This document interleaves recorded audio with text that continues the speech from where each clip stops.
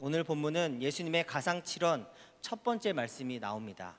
가상칠언이란 예수님께서 죽음 직전 바로 그 십자가 위에서 고통 중에도 하신 말씀 7가지를 말합니다.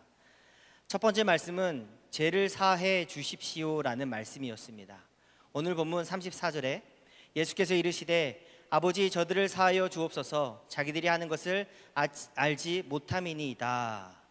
예수님께서는 십자가에 달리신 그 마지막 순간에도 제 용서의 사역을 계속하셨습니다.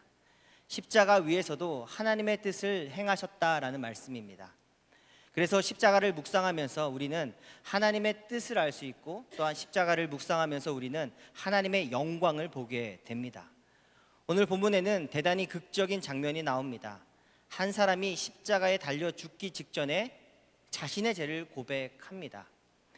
예수님께서 십자가에 달리셨을 때 홀로 십자가에 달리신 것이 아니라 좌우에 강도 둘과 함께 십자가에 달리셨습니다.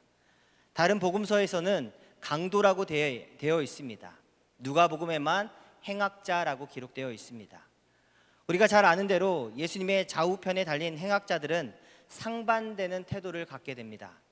한 사람은 예수니가 그리스도면 우리를 구원해 보라고 비아냥거립니다. 또 다른 한 사람은 예수님께 겸손히 구원을 요청합니다.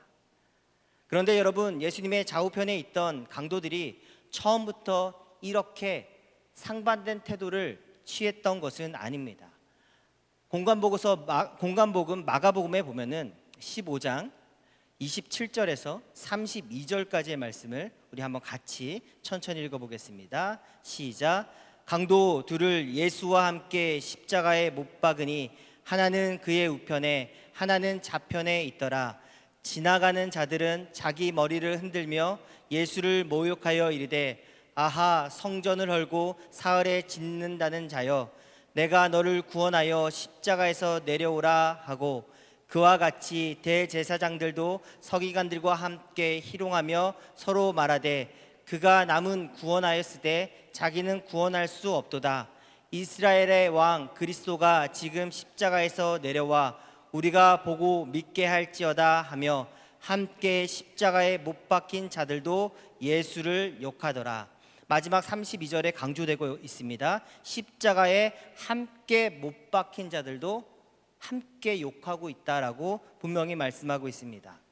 그리고 당시 십자가에 달린 예수님을 욕하는 사람들은 크게 세 부류로 나눌 수 있습니다. 첫 번째는 지나가는 자들, 그리고 두 번째는 제사장과 서기관들, 그리고 세 번째는 예수님과 함께 십자가에 못 박힌 같은 처지에 있는 사람들까지도 예수님을 욕했습니다. 그러니까 공관복음을 함께 살펴봤을 때 처음에는 둘 다 예수님을 욕하고 비아냥거렸습니다.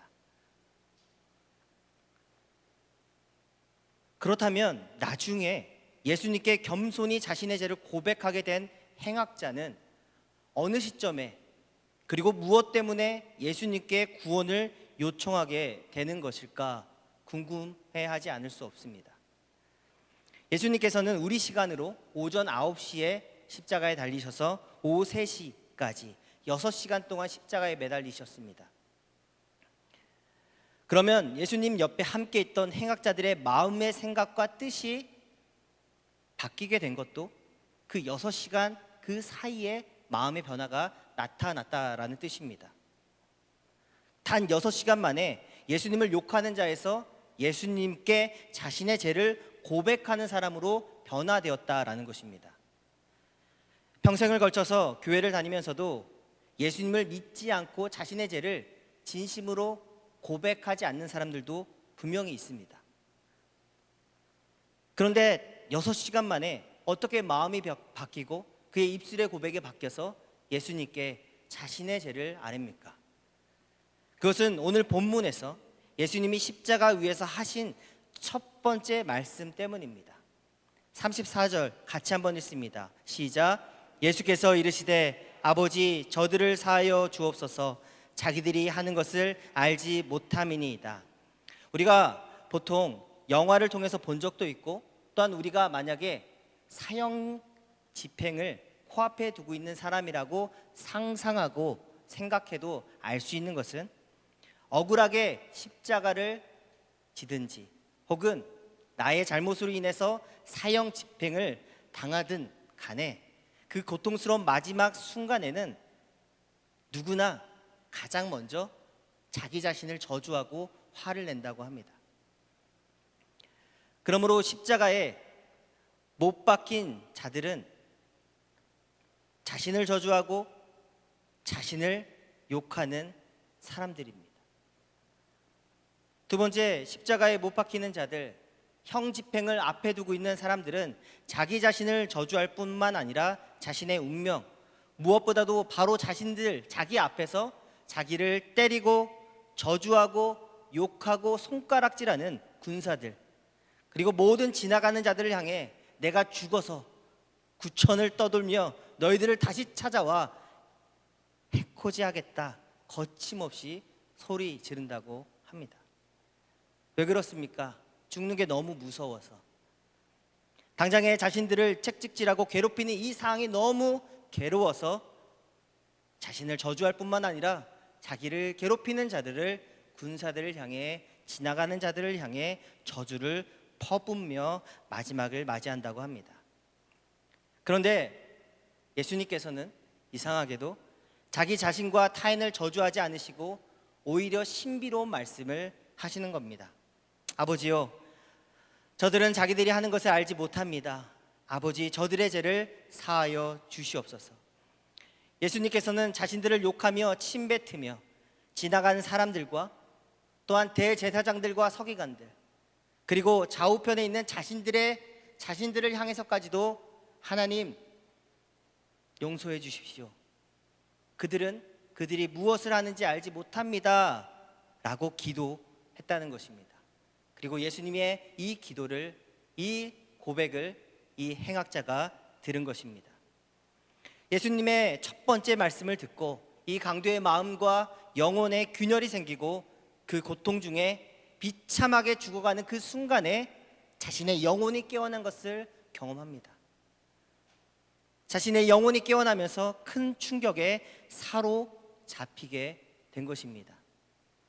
왜냐하면 만약 인간이라면 십자가에 달린 상황에서 자신을 욕하는 모든 사람들을 욕해야 되는 것이 맞는데, 그는 사랑과 용서로 대하는 것을 보고 그럴 수 있는 것은 오직 하나님의 아들 메시아 웬 누가 있겠는가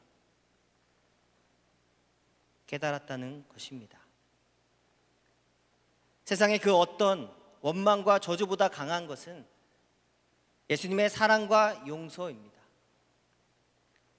말로 형용할 수 없는 예수님의 사랑과 용서가, 그 메시지가 함께 십자가에 못 박히신 그 상태에서 전해지자 그 강도의 영혼이 사로잡힌 것입니다. 그 행악자는 예수님께서 하나님의 아들 메시아라는 것을 받아들이게 되고 예수님께 자신을 드리며 겸손하게 자신의 죄를 고백할 수밖에 없었다라는 것입니다. 믿으십니까?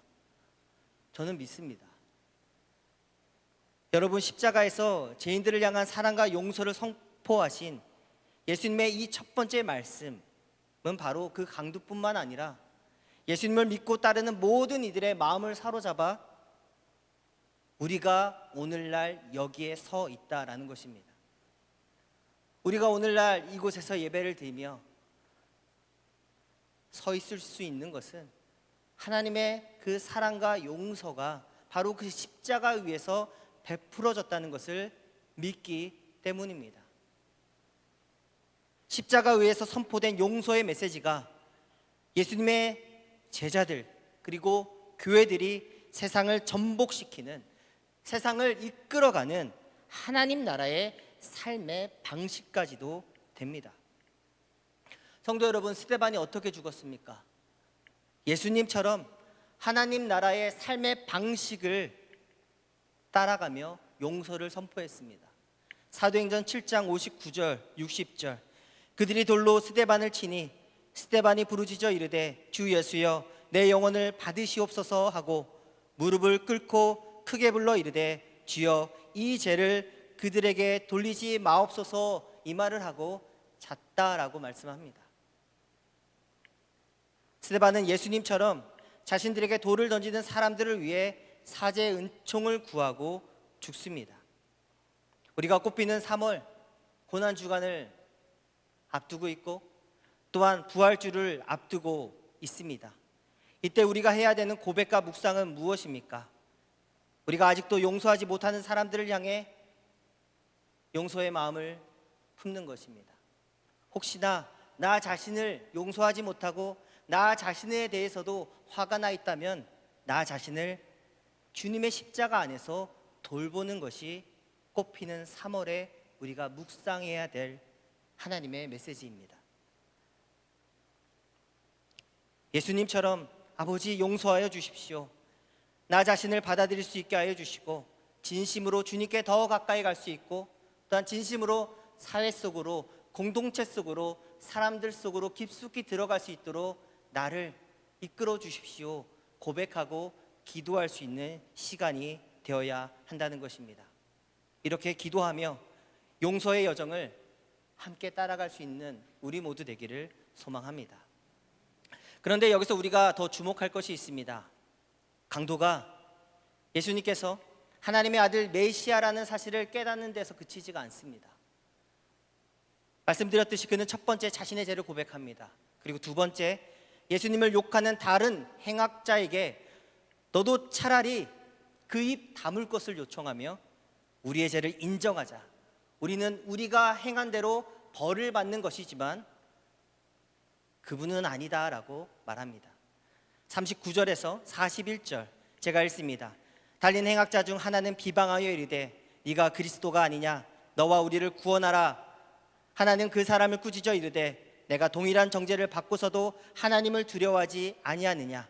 우리는 우리가 행한 일에 상당한 보응을 받는 것이니 이에 당연하거니와 이 사람이 행한 것은 옳지 않은 것이 없다라고 오히려 예수님을 증거합니다. 제가 대학에서 영문학을 배우면서 저의 책 읽기에 재미를 주었던 인물이 있습니다. 어니스트 해밍웨이입니다. 그의 소설을 좋아하게 되면서 그의 소설 속에는 항상 그 자신이 이야기의 한 포인트를 늘 장식한다는 것을 알게 되었습니다.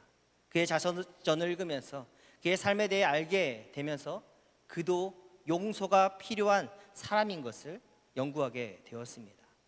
그의 단편 소설 중에 세계의 수도라는 책에 파코라는 소년 한 명이 주인공으로 나옵니다. 소설 내용 중에 파코는 아버지와의 갈등을 끝내기지 못하고 집을 나갑니다. 그리고 오랜 시간이 지나도 돌아오지 않는 아들을 찾기 위해서 아버지는 소설의 배경인 스페인 마드리드로 가서 화해하기로 다짐합니다. 하지만 아들에게 연락할 길이 딱히 없어서 아버지는 신문에 강고를 내기로 결정합니다. 사랑하는 파코에게 내일 12시 신문사 정문 앞에서 아버지를 만나러 오길 바란다. 아버지는 너를 이미 다 용서했다. 그 다음날 어떤 일이 일어난지 아십니까? 신문사 앞에 파코라는 이름을 가진 800명이 넘는 젊은이들이 광고를 보고 저마다 아버지를 기다리고 있었습니다.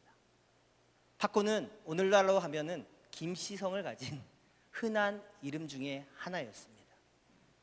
이 짤막한 소설 속 내용을 통해서 우리가 알 수 있는 것은 아버지의 사랑과 용서를 받기 원하는 사람들이 얼마나 많은지, 아직도 얼마나 많은 사람들이 아버지의 용서와 사랑에 목말라 하고 그 용서를 갈구하는지 보게 된다라는 것입니다. 십자가 위에 그 강도는 아버지 저들의 죄를 용서하소서 그 메시지를 짓는 순간 자기를 품어주시고 자기를 안아주시는 하나님의 크신 은혜를 경험하며 메시아까지 혹 깨닫지 못했다 하더라도 그분께 자신의 삶을 의탁하였다라는 것입니다. 오늘 본문에는 가상칠언 첫 번째와 두 번째 메시지가 있습니다. 오늘은 첫 번째 메시지, 예수님이 십자가 위에서 그 고통 중에서도 하신 첫 번째 메시지, 저들의 죄를 용서해 달라는 메시지를 듣고 이번 한 주, 남은 한 주를 묵상하며 나아갈 수 있기를 바랍니다. 하나님의 크신 사랑과 용서가 있었기 때문에 우리가 여기에 있는 것입니다.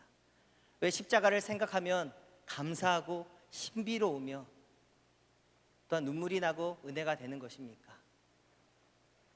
그 십자가 위에서까지도 용서를 베푸신 그 은혜의 말씀을 꼭 기억할 수 있기를 바랍니다. 이것이 바로 우리가 예수님의 구원의 은총을 받고 맺어야 하는 첫 번째 열매입니다. 꽃피는 봄, 마음은 벌써 벚꽃 보러 가고 싶고, 그렇죠? 또 무슨 꽃이 피죠? 또 봄에? 하여튼 제가 꽃은 벚꽃밖에 잘 몰라서. 유채꽃. 네. 마음은 설렐 수 있지만 꽃피는 이 아름다운 계절에 우리 주님께서 십자가를 향해 나아가고 있다는 그 메시지를 꼭 기억하며 새벽을 깨우고 또한 저녁에 기도하며 또한 사람들과 공동체 속으로 들어갈 수 있는 우리 되기 원합니다. 우리를 부르십니다. 우리를 사랑한다, 내가 너를 용서한다 말씀하십니다.